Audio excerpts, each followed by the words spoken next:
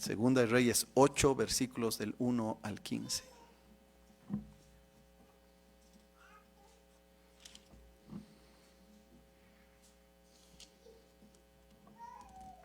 Dice así la palabra de Dios. Perdón. Habló Eliseo a aquella mujer a cuyo hijo él le había hecho vivir, diciendo: levántate, vete tú y toda tu casa a vivir donde puedas, porque Jehová ha llamado el hambre, la cual vendrá sobre la tierra por 7 años. Entonces la mujer se levantó e hizo como el varón de Dios le dijo, y se fue ella con su familia y vivió en tierra de los filisteos 7 años. Y cuando habían pasado los 7 años, la mujer volvió de la tierra de los filisteos. Después salió para implorar al rey por su casa y por sus tierras. Y había el rey hablado con Giesi, criado del varón de Dios, diciéndole: te ruego que me cuentes todas las maravillas que ha hecho Eliseo. Y mientras él estaba contando al rey cómo había hecho vivir a un muerto, he aquí que la mujer a cuyo hijo él había hecho vivir vino para implorar al rey por su casa y por sus tierras. Entonces dijo Giesi: Rey, señor mío, esta es la mujer y este es su hijo, el cual Eliseo hizo vivir. Y preguntando el rey a la mujer, ella se lo contó. Entonces el rey ordenó a un oficial, al cual dijo: hazle devolver todas las cosas que eran suyas y todos los frutos de sus tierras desde el día que dejó el país hasta ahora. Eliseo se fue luego a Damasco, y Ben-Hadad, rey de Siria, estaba enfermo, al cual dieron aviso diciendo: el varón de Dios ha venido aquí. Y el rey dijo a Hazael: toma en tu mano un presente y ve a recibir al varón de Dios y consulta por él a Jehová diciendo: ¿sanaré de esta enfermedad? Tomó pues Hazael en su mano un presente de entre los bienes de Damasco, 40 camellos cargados, y fue a su encuentro.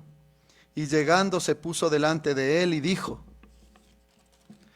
tu hijo Ben-Hadad, rey de Siria, me ha enviado a ti diciendo: ¿sanaré de esta enfermedad? Y Eliseo le dijo: ve, dile, seguramente sanarás. Sin embargo, Jehová me ha mostrado que él morirá ciertamente. Y el varón de Dios le miró fijamente y estuvo así hasta hacerlo ruborizarse. Luego lloró el varón de Dios. Entonces le dijo a Hazael: ¿por qué llora mi señor? Y él respondió: porque sé el mal que harás a los hijos de Israel. A sus fortalezas pegarás fuego, a sus jóvenes matarás a espada, y estrellarás a sus niños, y abrirás el vientre a sus mujeres que estén encintas. Y Hazael dijo: pues, ¿qué es tu siervo este perro para que haga tan grandes cosas?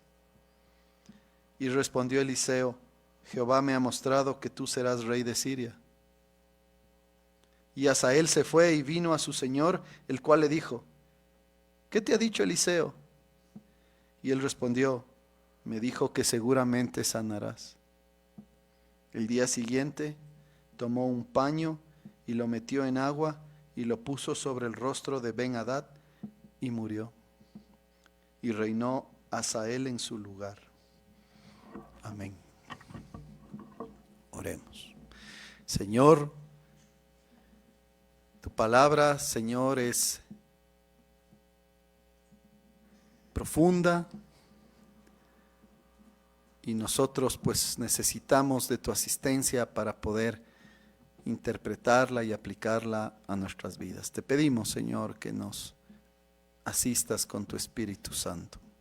Gracias por la luz que nos da. Gracias porque podemos conocerte mejor, porque podemos entender, Señor, de alguna manera o en parte, tu gracia, la manera en que confrontas, Señor, nuestro pecado. Y también, Señor, aunque tú no tienes pasiones, nos demuestras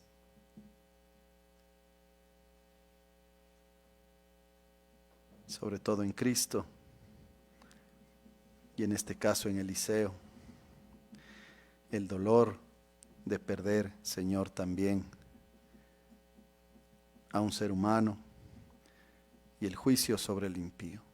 Te rogamos, Padre, que nos bendigas entonces, para que seamos mejores siervos, para tu gloria y honra. En el nombre de Jesús oramos. Amén. Queridos hermanos, esta historia está llena de detalles que tienen que ver con algunos elementos históricos. Uno tiene que haber estado bien enganchado con, entre comillas, los capítulos, bueno, literalmente los capítulos, pero digo entre comillas en el sentido de como de película, ¿no? En los episodios anteriores, para entender bien lo que está sucediendo y poderlo evaluar y aplicar también a nosotros. Sobre todo, lo que vamos a ver aquí es varios detalles que tienen que ver con la naturaleza de nuestro Dios. Cómo Él va a premiar a la tsunamita, cómo el Señor va a confrontar al rey de Israel y cómo Él también reacciona frente al gran juicio que Hazael va a realizar en nombre de Dios. Y bueno, la idea es que nosotros reflexionemos y meditemos acerca de estas cosas, cómo eso nos impacta o debe impactarnos también en nuestro día a día, en nuestra vida. Vean cómo empieza. En los primeros 2 versículos ya tenemos pues aplicaciones interesantes. Resulta que, ¿se acuerdan? La mujer tsunamita de unos cuantos capítulos atrás tenía un hijo al cual Eliseo pues resucitó. Ella había mostrado muchísima gracia. Ella fue buena con el profeta. ¿Se acuerdan que en un momento incluso quería hacer un dormitorio?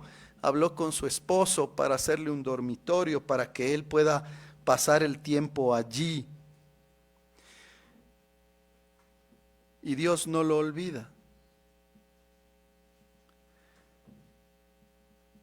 Eliseo se acuerda de esa mujer, va a verle y le dice: levántate, tú con toda tu casa, y busca un lugar, vete de aquí a cualquier lugar, porque Dios va a traer hambre a este lugar. No va a haber qué comer. Por 7 años no va a haber comida. Juicio de Dios sobre ese lugar debido a que el pueblo de Dios abandona a su Dios. Y entonces la mujer se levanta y hace como el varón de Dios le dice, y se va ella con su familia y vive en la tierra de los filisteos 7 años. Se va a esta zona por 7 años. Hasta ahí, ¿qué vemos entonces? Lo que les decía al inicio. Que la pregunta es esa: ¿por qué esto? ¿Por qué después de varios capítulos resulta que aparece otra vez esta mujer? Bueno, porque Dios no ha olvidado a esta mujer. Y no solamente porque ella confiaba en Dios, sino porque ella fue particularmente buena, servicial, sacrificialmente servicial con el varón de Dios, con Eliseo. Dios no olvidó ese servicio. Dios le bendice finalmente de gracia también, porque ella no se lo merece, no ha sido perfecta como nadie, obviamente, pero le advierte del problema que va a suceder y de la hambruna que va a pasar esa zona. Y el punto es este, queridos hermanos, para todos nosotros, y usted tiene que entender esto y guardarlo en su corazón: Dios nunca olvida el servicio a Él y a la iglesia. Estos destellos de gracia del Señor nos motivan a seguir adelante, Por eso el apóstol Pablo también dice, hablando de la resurrección en otro contexto, pero él termina en 1 de Corintios 15 hablando de esto. Perseveremos, mantengámonos fieles al Señor. El servicio al Señor no es en vano. El Señor premia las buenas obras de sus hijos. Las premia de gracia. Como dice Lucas capítulo 17, nosotros somos siervos inútiles. Esa debe ser nuestra actitud. Lo que teníamos que hacer, hicimos. No hay mérito en nosotros. Más bien hay deuda siempre. Pero sin embargo el Señor, que es tan lleno de gracia, incluso así premia de gracia las buenas obras de sus hijos. No se olvide de esa doctrina nunca. El Señor bendice la obediencia. Él no nos trata solamente bien porque obedecemos. Él todo lo que hace lo hace de gracia. Sin embargo, bendice también nuestra obediencia. Y lo hace para que nos motivemos. Y lo hace para que nosotros sigamos perseverando en servirle a Él. Ya vienen los puntos suspensivos y la pregunta directo al corazón. ¿Cómo está su servicio al Señor? ¿Cómo sirve usted a Dios? ¿Cómo sirve usted a la iglesia? Piense, se viene otra semana más, de domingo a sábado. Esa es la semana. El domingo es el primer día de la semana. Bueno, mañana el laboral, digamos, ya en nuestra cultura. En todo su calendario, ¿qué tipo de servicio provee usted a Dios? ¿Qué tipo de servicio da usted a los hermanos? ¿Qué tan interesado está usted en ayudar a aquellos que tienen necesidad? ¿Qué tanto le importa? Esta mujer, de forma particular, veía que el profeta andaba por ahí, pasaba todo el tiempo y dice, este hombre, ¿dónde se quedará? Hagámosle ahí un espacio para que pueda descansar. Usted no tiene que hacer lo mismo, obviamente. Pero usted no va a hacer nada si usted en primer lugar no piensa que hay necesidades y que usted está llamado y llamada a suplir sacrificialmente para esas necesidades con su servicio.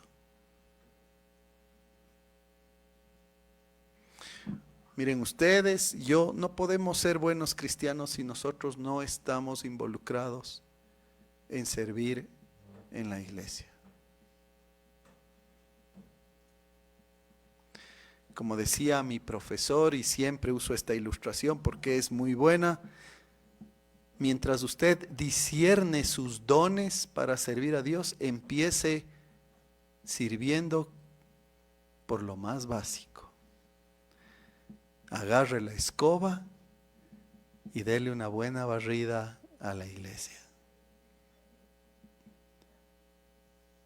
Luego ya si Dios le ha dado el don de predicar, de enseñar, de misericordia, de gobernar, amén, el Señor le irá llevando.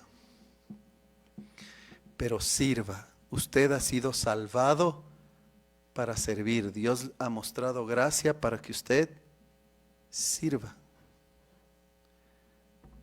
No servimos de nada si no servimos. Así es Dios, un Dios de gracia y que premia de gracia también. Y entonces continúa la historia y resulta que la mujer que había vivido 7 años fuera, regresa después de estar en Filistea y va al rey para implorarle que le devuelva por favor su casa y la tierra que ella tenía para poder vivir. Y resulta que al mismo tiempo, el mundo diría de pura casualidad, ¿no? El mundo diría con mucha suerte. El mundo diría de pura coincidencia. Nosotros no hablamos así. Nosotros decimos providencialmente. Resulta que el rey está hablando con Giezi. El rey está muy interesado en saber las historias maravillosas de Eliseo. Y le dice, oye Giezi, ¿por qué no me cuentas todas esas historias que pasaste con Eliseo? Y el Giezi le dice, bueno, yo le voy a contar. El Giezi, recuerden, era siervo de Eliseo. Giezi le empieza a contar. Y una de las historias es precisamente esta muy importante, que Eliseo había hecho vivir a un muerto, al hijo de una mujer. Y mientras le está contando esa historia, Giezi al rey, resulta que entra la mujer cuyo hijo había sido resucitado por Eliseo. Y como decía antes, no fue coincidencia, no es que justo pasó, no es que qué suerte, no es que, ay, cómo son las cosas. Es Dios obrando porque Él es dueño de los tiempos y de los momentos y de todas las circunstancias y Él todo lo hace soberanamente. Y Giezi le ve y le dice, Señor mío, esta es la mujer y este es el hijo al cual Eliseo hizo vivir.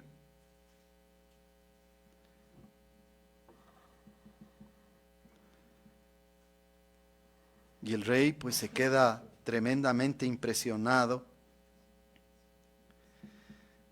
mientras ella le cuenta lo que había sucedido y le pide lo que ella deseaba, que le devuelva su casa y sus tierras. Él accede y no solo le devuelve eso, sino también todos los frutos de sus tierras desde el día que dejó el país hasta ese momento. Primera cosa, lo evidente y lo que ya dije, Dios es soberano y Dios providencialmente arma todas las cosas. En su vida y en mi vida no hay suerte. En su vida y en la mía no hay casualidades. Es Dios obrando.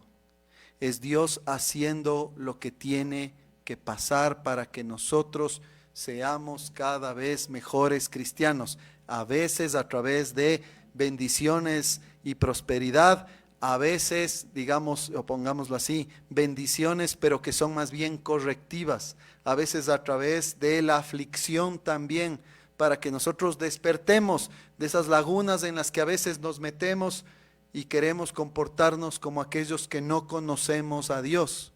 Cuando la rebeldía nos gana o cuando los deseos pecaminosos se colocan delante de nuestra vida. Es Dios obrando. Es Dios haciendo las cosas.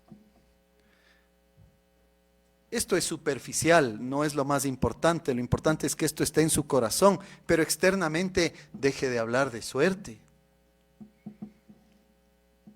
Es como un frío en la columna, ¿no? Cuando, ¡ay, qué suerte!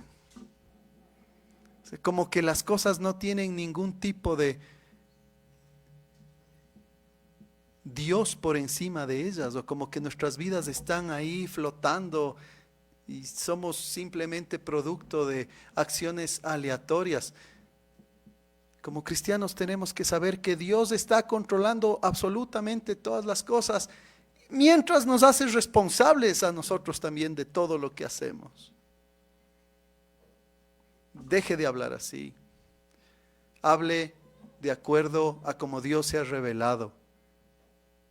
Él es quien le pone a usted y a mí en prosperidad para que seamos más pacientes en lenguaje del Catecismo de Heidelberg, Día del Señor 10,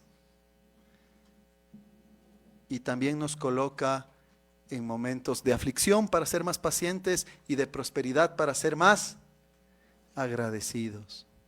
Pero cualquiera sea la situación, para estar centrados en Dios y no separarnos nunca de Él.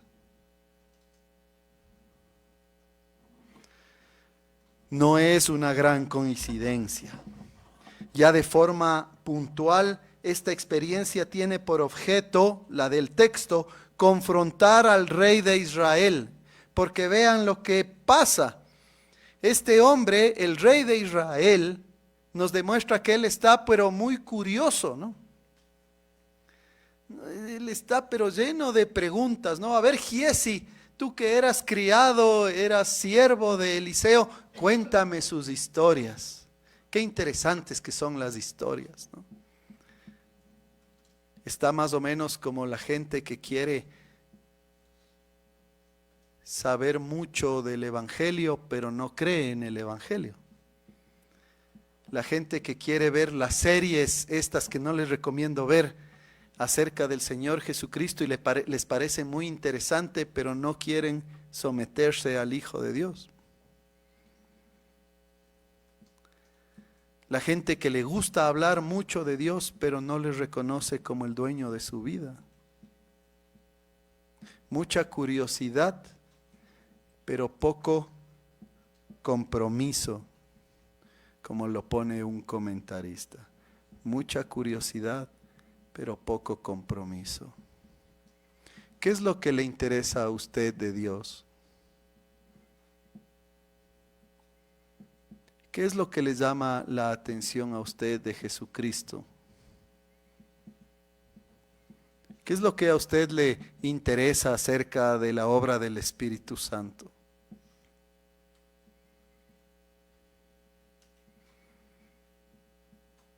Saber,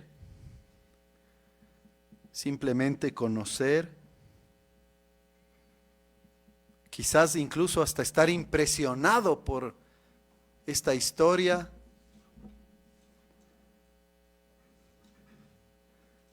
pero jamás abrazarla realmente con verdadera fe. ¡Qué desperdicio! El Evangelio es maravilloso, el Hijo de Dios encarnado que viene para salvar a su pueblo y sufre por él y va a la cruz tomando su pecado y enfrenta la ira de Dios y la soporta hasta morir y luego resucita por su pueblo. Y usted, o tal vez algunos de ustedes, están solamente interesados. O yo, quizás solamente quiero ser un predicador de cosas interesantes, pero no confío realmente en lo que sucede ahí.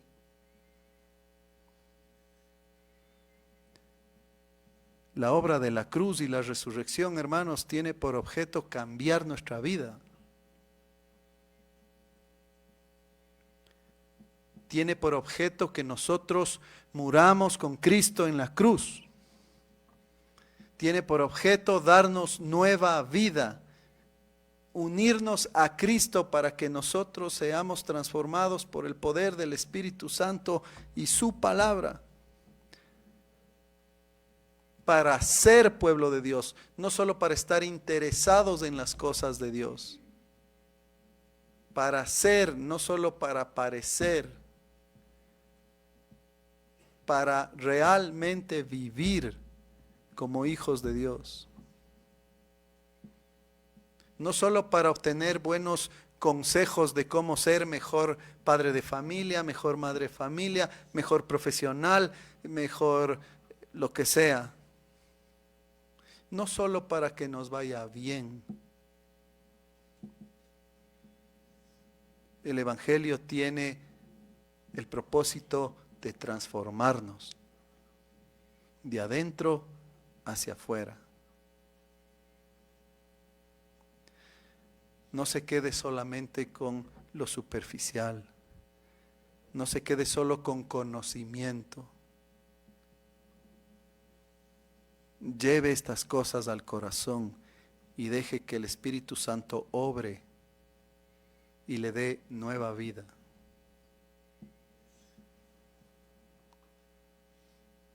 Así confronta a Dios al rey y así nos confronta a nosotros también, a través de su providencia y de estos eventos maravillosos en la vida.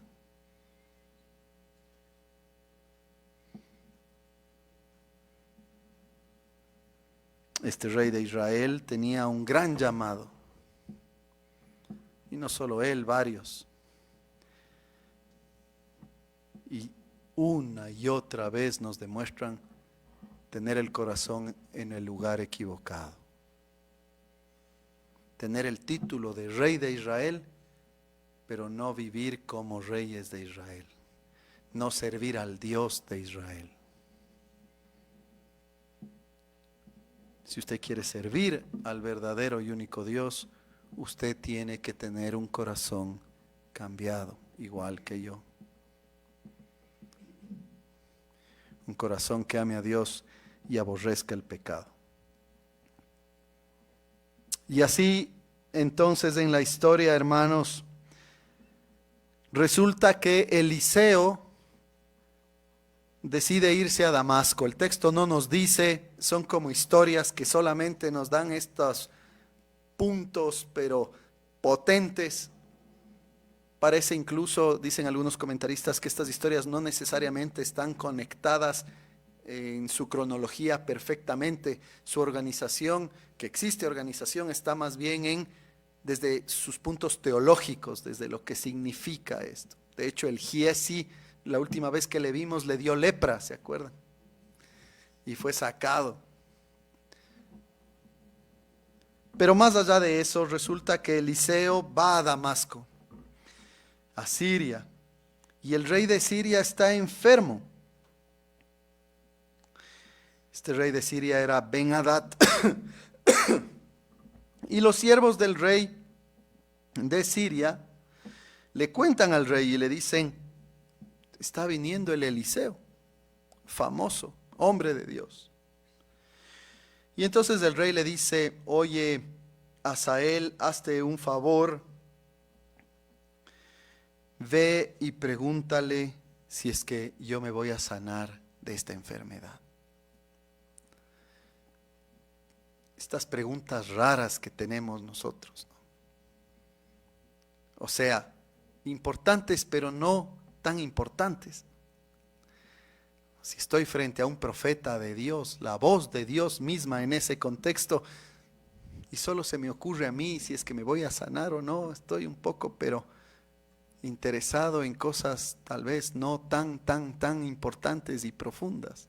Pero bueno, así somos los seres humanos y eso es lo que hace el rey de Siria. Y Hazael pues dice: perfecto, voy a ir. Y le dice: llévate un presente, dale un buen regalo, perfecto, 40 camellos, ¿no? Yo me imagino y digo, 40 camellos, ¿y ahora qué hago con 40? ¿Qué habrá hecho el Eliseo con 40 camellos? Eliseo le responde y le dice algo bien interesante que ha sido debatido en realidad por los teólogos. Pero básicamente esto es lo que le dice: ¿sanaré de esta enfermedad?, es la pregunta. Y Eliseo le dice al siervo, a Hazael: ve y dile esto al rey, seguramente sanarás. Sin embargo, Jehová me ha mostrado que él morirá ciertamente.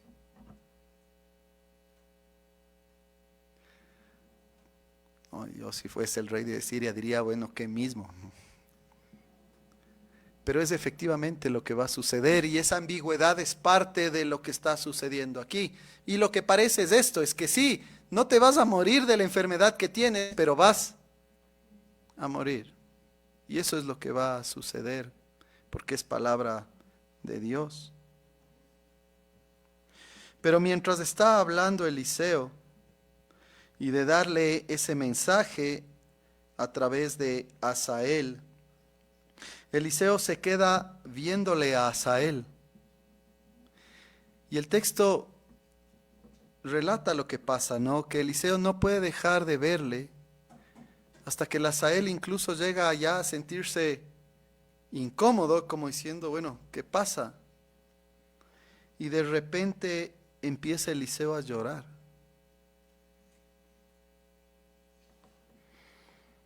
¿Y por qué lloraba Eliseo? Bueno, él llora porque él ve el mal que el rey de Siria, el nuevo rey de Siria, como ya vamos a ver, va a hacer a Israel. Va a haber fuego, va a haber muerte, jóvenes asesinados, niños pequeños asesinados, mujeres embarazadas. No quiero ni siquiera mencionarlo, pero ya se imaginan.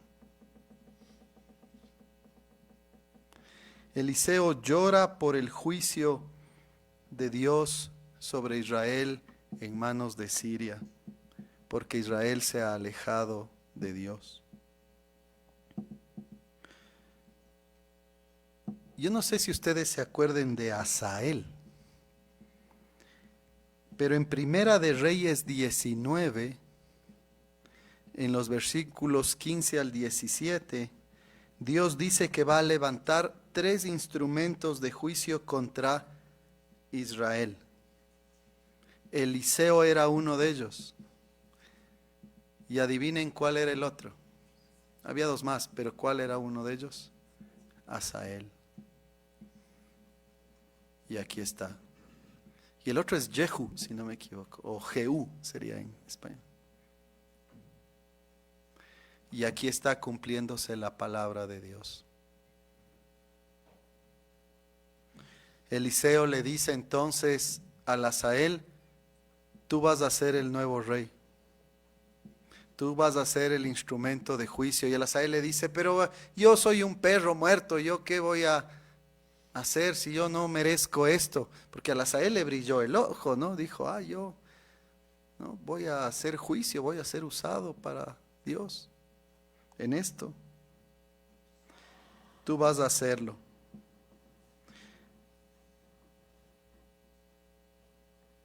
Pero Hazael está equivocado en reaccionar así, si es que reaccionó así, porque Eliseo llora. Eliseo, viendo el sufrimiento que se viene, pues es conmovido. Porque Eliseo pues también refleja lo que la Biblia dice acerca de cómo Dios, yo trato de evitar decir Dios siente, porque Dios es espíritu y Él es impasivo. Él no tiene pasiones, Él no es como nosotros. Y al no tener cuerpo, Él no puede tener los sentimientos que el cuerpo genera. Pero vean lo que dice Ezequiel 33:11. Diles, vivo yo, dice Jehová el Señor, que no quiero la muerte del impío, sino que se vuelva el impío de su camino y que viva. Volveos, volveos de vuestros malos caminos. ¿Por qué moriréis, oh casa de Israel? Y algo parecido pasa incluso en la acción misma con el Señor Jesucristo en Lucas 19, 41, 44. Y cuando llegó cerca de la ciudad, al verla, este es el Señor Jesucristo, lloró sobre ella, diciendo, oh, si también tú conocieses, a lo menos en este día, lo que es para tu paz.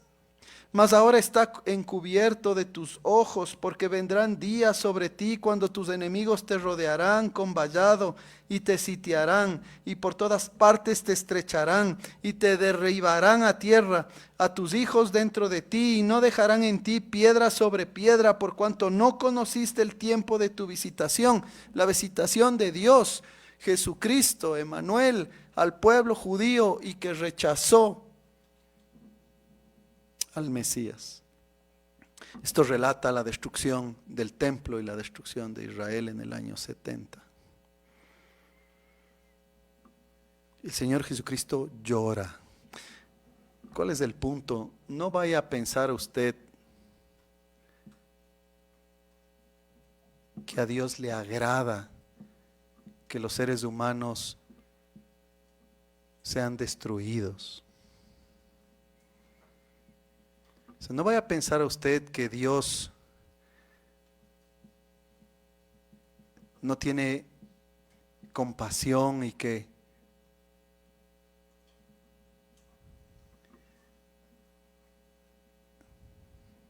quiero expresarlo bien para no caer en errores, pero que Dios se alegra cuando el juicio viene. Lo que Dios desea es que usted y yo nos arrepintamos de nuestro pecado. Lo que Dios quiere es que Israel se arrepienta.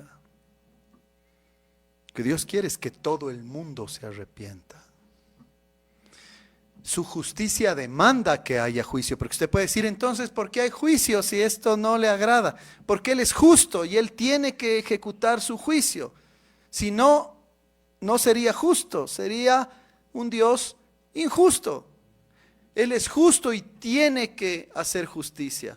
Por eso es que para que nosotros seamos salvos, tuvo que ir su Hijo a la cruz. Pero no crea que, por decirlo de alguna manera, porque no sucede así, Dios está riéndose.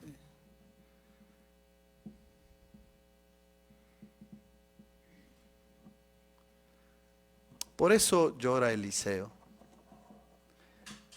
Por eso llora el Señor Jesucristo.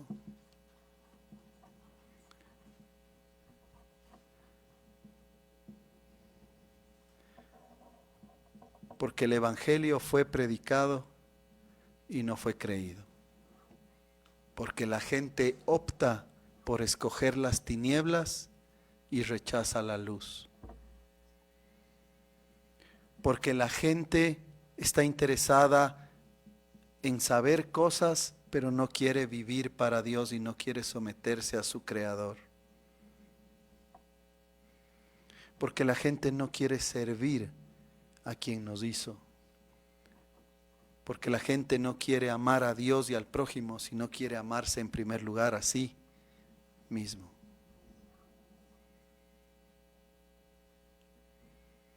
Así que, queridos hermanos, yo creo que este texto nos ayuda a conocer mejor a Dios y en consecuencia nos ayuda a entender mejor cómo debemos ser nosotros. Dios nos creó para servirle.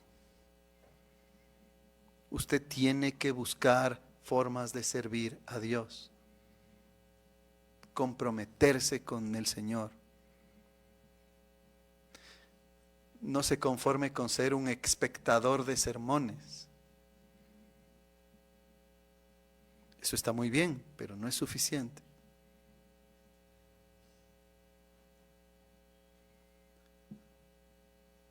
Usted tiene que entender que hay un Dios soberano que controla todas las cosas y lo que usted está pasando ahora, lo que sea que usted esté pasando ahora, Dios lo está permitiendo por alguna razón. Y Dios quiere que usted reaccione y que entienda que tiene que ir a Él. Que entienda que lo que Él quiere es que usted se convierta, que usted venga a Él, que usted deje el pecado. Que usted crezca en su santificación, si es que usted ya es un cristiano.